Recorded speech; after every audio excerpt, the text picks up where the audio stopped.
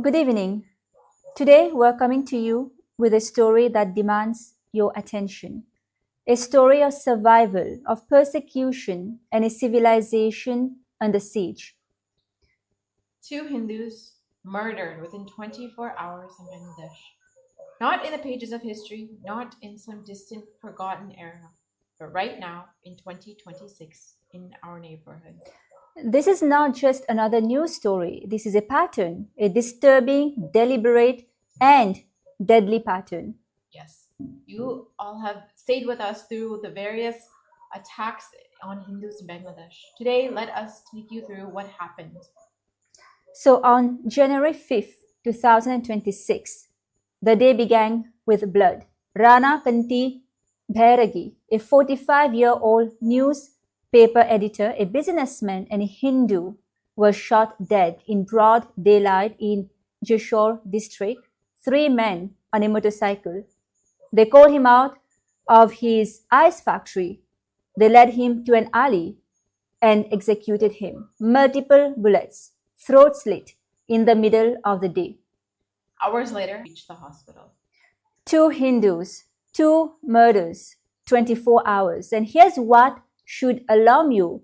These are not isolated incidents.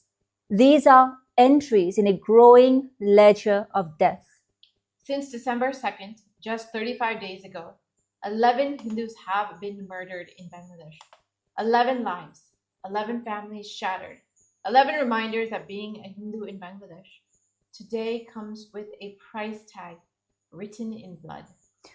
So to ask the questions that need answers, stay with us. Let me walk you through the last 35 days in Bangladesh, day by day, death by death. December 2nd, 2025. Two murders on the same day.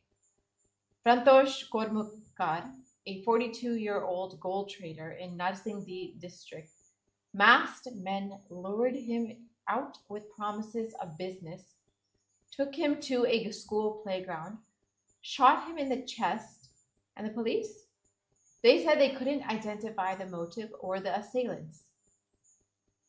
Same day, Utpal Sarkar, a 35-year-old fish trader in Faridpur district, intercepted while traveling to market. His van driver was blindfolded and tied up. Sarkar was hacked to death. Body found in an open field, blood everywhere. The police again claimed the motive was unclear. Not robbery, they said. Then what? This one will break your heart. On December 7th, Jogesh Chandra Roy, 75 years, and his wife, an elderly couple, alone, murdered in the dead of the night. Their two sons, they serve as police officers in Bangladesh. Imagine coming home to that. December 12th, Shanto Chandradas, just 18 years old, and auto rickshaw driver supporting his family, throat slit, body dumped in a cornfield in Kumala district. The police called it robbery. But here's the thing. This robbery involved slitting the throat of a teenager. This level of brutality isn't adult theft. It's about sending a message. December 18th. This is where the world started paying attention. Deepu Chandra Das, a 27-year-old garment worker in Mymsing district, accused of blasphemy, a charge that was later found to be completely baseless. His factory supervisors forced him to resign. Then they handed him over to an Islamist mob. They lynched him. What happened next is medieval barbarism. They lynched him, beat him to death, hung his body on the Dhaka-Mymsing highway, and set it on fire. December 24th, Amrit Mandal, 30 years old, beaten to death by a mob in Rajbari district. The police claim he was a local criminal involved in extortion. But the timing, the 29th, Vijendra Biswas, a Hindu member of Bangladesh's Ansar Wahani paramilitary force, then pulled the trigger. A prank. 2026. Konkon Chandra Das, a businessman from Shariatpur district, returning home after fire. He jumped into a pond to save himself, suffered 30% burns, died after 3 days in a hospital. Chakrabarti. 11 Hindus, 35 days. 11 murders in 35 days. That's not an exception. That's a pattern. That's a pogrom in a slow motion. But this isn't just about 2026. This is a story that goes back decades, centuries even. Let me give you some numbers, cold, hard, undeniable numbers. In 1947, when the partition of India created East Pakistan, which later became Bangladesh, Hindus made up 28% of the population. In 1951, after partition, that number fell to 22%. Millions of Hindus fled, leaving behind their homes, their land, their livelihoods. The East Bengal Evacuees Act stripped them of their property. In 1965, during the India-Pakistan War, the Defense of Pakistan Ordinance labeled Hindus as the enemy. Their property was confiscated. They were branded as traitors in their own homeland. In 1971, during the Bangladesh Liberation War, Hindus were disproportionately targeted in the genocide. Conservative estimates put the death toll at 300,000. Some say it was closer to 3 million. Hindus bore the brunt of that violence. In 1974, after Bangladesh gained independence, the Hindu population had dropped to 13.5%. In 2001, 9.6%. In 2011, 8.54%.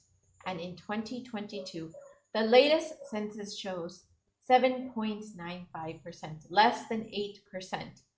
Do you see what's happening here?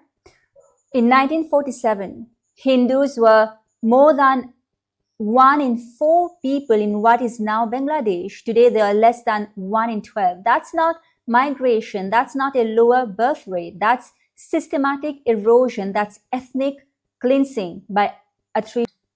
No Hindus will be left in Bangladesh after 30 years if this trend continues. And what's the response? Denial, deflection, silence. So let's understand about the exodus. Between 2001 and 2011, alone, nearly 1 million Hindus disappeared from Bangladesh's population, not through natural causes, through persecution, intimidation, land grabs, and violence. Amnesty International reported in 2013 that the rise of Islamist political formations in the 1990s resulted in Hindus being intimidated or attacked, with substantial numbers leaving the country. The 2025 violence has escalated. Since the attacks on Hindus have intensified dramatically, the Bangladesh Hindu Buddhist Christian Oikya Parishad documented 205 incidents of persecution against minorities in just the first few months after Hasina's fall. And it's not just the numbers. It is rape, it is arson, it's attacks on temples, it is the desecration of religious sites, a place where Hindus has been inhabiting since centuries as indigenous people. During the violence in December of 2025, Hindu temples, homes, and businesses were systematically targeted. Cultural sites destroyed, Durga Puja pandals vandalized. Now, Bangladesh isn't alone. Hindus face persecution across multiple countries. If we look at Pakistan, Hindus make up less than 2% of the population. They face forced conversions, abduction of Hindu girls, temple attacks, and systemic discrimination. In Afghanistan, the Hindu and Sikh populations have been decimated, from thousands to mere hundreds. Taliban rule has made life impossible for religious minorities. In Malaysia, Fiji, and parts of the Caribbean, Hindu minorities face discrimination and marginalization. Even in countries where Hindus are in the majority, certain regions and communities still face targeted violence. The persecution of Hindus is a global crisis, yet where's the international outcry? Where are the human rights organizations? And where is the United Nations? Which brings us to a question. If Hindus are being systematically persecuted, driven from their homes, killed for their faith, where can they go? Where is there a safe haven? That's where our next segment takes us. Let us introduce you to KAILASA, Pontiff of Hinduism, Bhagavan Nityananda Paramashivam. Now, let me explain what KAILASA is and why it matters. KAILASA is a sovereign state which is, as per international law, a sovereign subject of international law. Hinduism, Bhagavan Nityananda Parameshwaram's Hindu sovereign states, namely the kingdoms of Suryavamsa Surangi Samrajyam, Swarnapita Swargapuram Samrajyam, the Sarvajñapita Shamalapita Sarvajñapitam, one of the oldest ecclesiastical historical institutions, the Kanchi Kailasa Sarvajñapitam, and 17 other sovereign Hindu ecclesiastical historical institutions.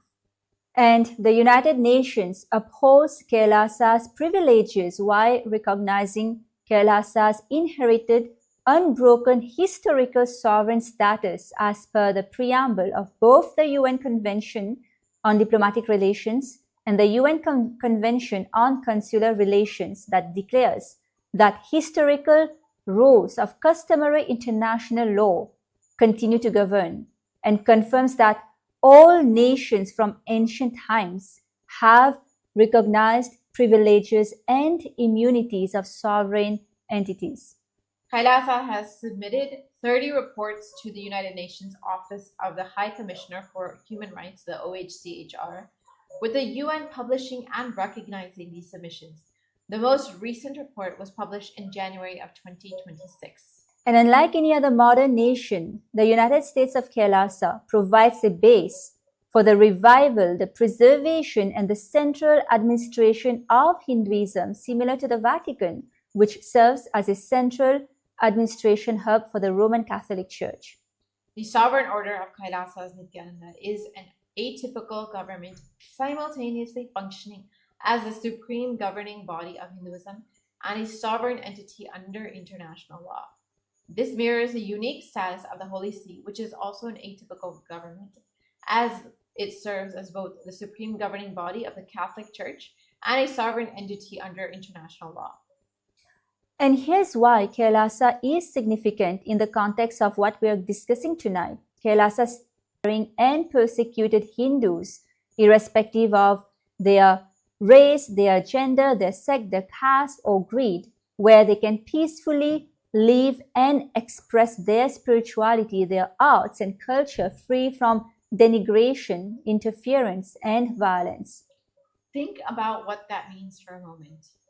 When Hindus in Bangladesh are being gang raped, dramatically declining across South Asia, KAILASA is dedicated specifically to protecting and preserving Hindu rights and culture and dignity. And the conversation they are forcing us is an important one. When Hindus are being murdered in Bangladesh, when their population is plummeting, when temples are being attacked, when families are fleeing, where do they go? When Pakistan won't protect them, when Afghanistan has expelled them, when Bangladesh is killing them, what is the solution? The Jewish people, after centuries of persecution and the Holocaust, established Israel, a homeland, a sanctuary, a place where never again means something. Christians have the Vatican, Muslims have multiple Islamic states, but Hindus, the world's third largest religious group, over 1.2 billion people, where is their internationally recognized safe haven for the persecuted? Right, victim, the 20th, the 100th, and they deserve an answer. When the Rohingya Muslims faced persecution in Myanmar, the world rightly stood up. But when the Kashmiri Pandits were ethnically cleansed from Kashmir in the 1990s, when hundreds of thousands of Hindus were forced to flee their homeland, where was the world? When Bangladeshi Hindus are being systematically killed, where are the hashtags? Where are the UN resolutions? The silence is not accidental. It is a choice. And that choice tells you everything about how the world values Hindu lives. So what's the solution? KAILASA, a safe haven where persecuted Hindus can go, where they can practice there without any fear and without any dilution. The global discourse on religious persecution must include Hindu victims. The media must stop ignoring these stories. Universities must teach this history. Governments must acknowledge this reality. Because right now, Hindu persecution is the world's best kept secret, and secrets protect perpetrators, not victims. So let us bring this full circle. We began with two murders, Rani Kanti Bairagi and Mani Chakrabarti. Two Hindus killed within 24 hours in Bangladesh. But their story is part of a much larger one, a darker story. A story of a community that has been shrinking, suffering, and surviving against impossible odds for decades. A story of 28% becoming 7.95%, of millions displaced, of thousands killed, of generations traumatized. And a story that the world doesn't want to hear, doesn't want to acknowledge, doesn't want to confront. But here's what we want you to remember. History is watching. When the next census shows Hindus at 5% in Bangladesh, history will ask, what did you do? When Professor Barkat predictions comes true and there are no Hindus left in Bangladesh, history will ask, what did you do?